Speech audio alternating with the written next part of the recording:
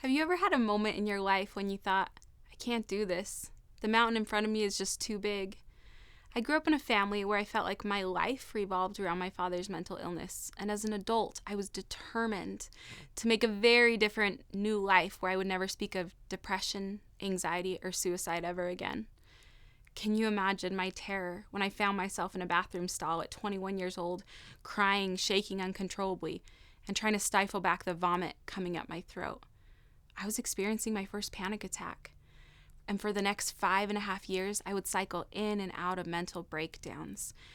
Amidst these years of crisis, I had consistent suicide ideations.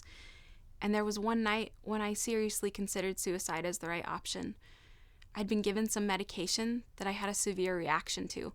I woke up at 3 a.m. feeling completely confident that taking my own life was the right choice. Something is wrong. I didn't hear the words, I felt them. The words took over and pushed me to wake someone up for help.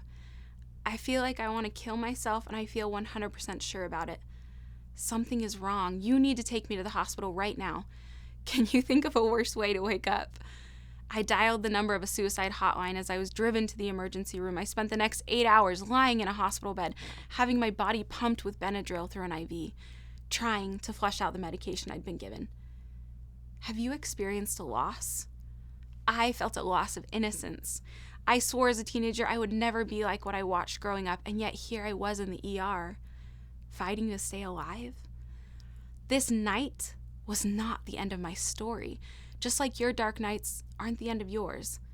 My story would soon be permeated with light, hope, and healing. How? Gratitude. I reframed that night in gratitude. Gratitude that there was someone with me when I seriously considered suicide. Gratitude that something in me took over and said, something is wrong. You see, gratitude begets momentum. I started noticing the perfect moments in my life. When the radio came on with my favorite song, I would say, this is a perfect moment. When my son looked at me with his big blue eyes, I would say to myself, this is a perfect moment.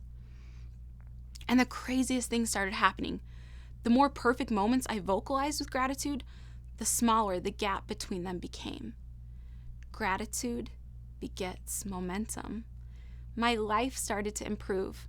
Now, I'm not saying gratitude alone healed everything, but it created the hope and momentum I needed to keep going from one perfect moment to the next. I am here to tell you today that I feel joy, I am at peace, and I am grateful. Sometimes we are better at appreciating the light when we know something about the darkness. It's not a bad gig. Gratitude begets momentum.